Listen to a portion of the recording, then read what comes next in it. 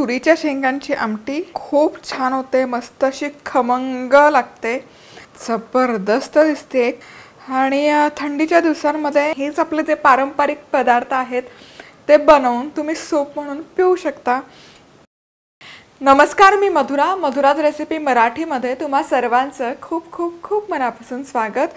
आज आपण ओल्या तुरीच्या दाण्यांची आमटी कशी बनवायची ते बघूयात। विदर्भात हिवाळ्यात या शेंगा भरपूर प्रमाणात येतात, तर हे ओले तूर साधारण असे दिसतात। तर या शेंगा आहेत। शेंगा काय करायच्या, कुठलीही शेंग जशी असते तशी फक्त सोलून घ्यायची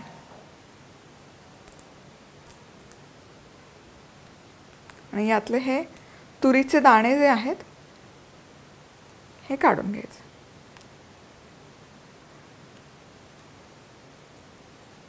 खूप खमंग होते ही आमटी।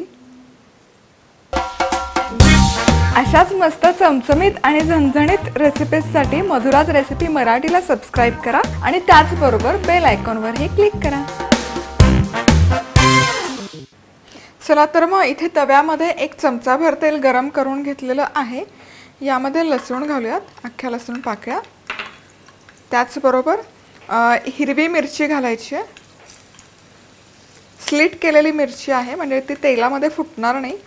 तुम्हाला कितपत तिखट ही डाळ हवी त्या अंदाजाप्रमाणे मिरच्या कमी जास्त करू शकता।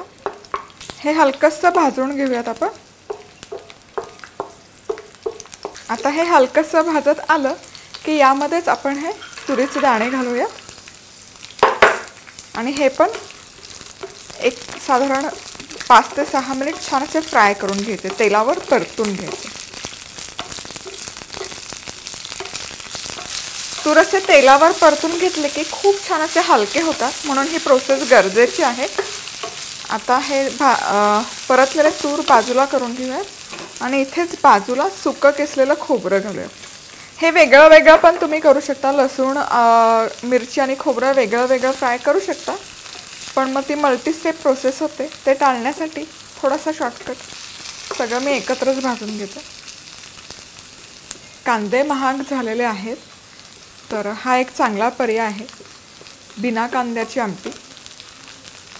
चला तर मग खोबऱ्यालाही मस्त असा खमंग खरपूस रंग आलेला आहे। आता हे मिक्स करूया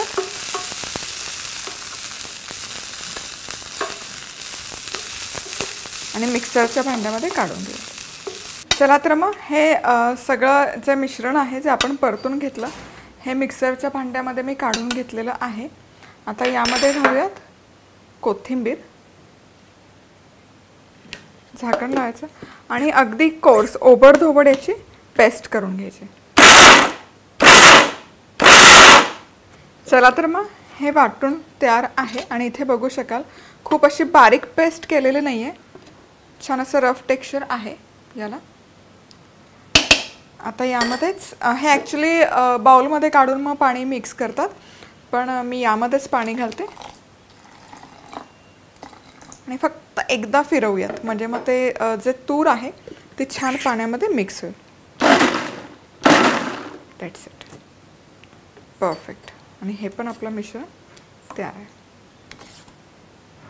मधुराज रेसिपी मसाला स्पर्धेमध्ये सहभागी होण्यासाठी कुठलाही मसाला अमेझॉन किंवा इथे दिलेल्या व्हॉट्सॲप नंबरवर ऑर्डर करू शकता। प्रत्येक ऑर्डर बरोबर छोटंसं भातुकलीचं भांडं पाठवण्यात येईल, पण त्याचबरोबर 3 भाग्यवान विजेते निवडण्यात येतील, ज्यांना पाठवण्यात येतील आकर्षक भेटवस्तू। चला तर मग आता फोडणी घालूयात। तर फोडणीसाठी एक थोडीशी मोहरी, मस्त खमंग फोडणी बसली पाहिजे, जिरं, हिंग, लसूण आपण वाटणामध्ये घातलाय तरी थोड्याशा लसूण पाकळ्या, हवं तर थोडंसं मिरच्या पण तुम्ही घालू शकता आणखी वर्ण, कढीपत्ता। तर हे रेसिपीमध्ये थोडेसे मी चेंजेस केले आहेत। फोडणीमध्ये जिरं मोहरी नाही घालत, मी घालते, चेंज करते। प्रत्येक कोसावर खाद्य संस्कृती बदलते, प्रत्येक घरी प्रत्येक पदार्थ बनवायची पद्धत वेगळी असते। थोडासा आणखी खमंगपणा आणण्यासाठी मी यामध्ये ही फोडणी घातली। तुम्हाला नसेल घालायची, नाही घातली काहीच हरकत नाही. हळद आणि थोडंसं काळा मसाला, 1 पाव चमचा, खूप नाही घालायचं. मिक्स करूया. आहा, मस्त अशी फोडणी बसली की आमटीची चव भारी लागते, रुचकर लागते. आता यामध्ये हे वाटण जे आपण करून घेतलं हे घालूया. अर्थातच कन्सिस्टन्सी ॲडजस्ट करण्यासाठी पाणी.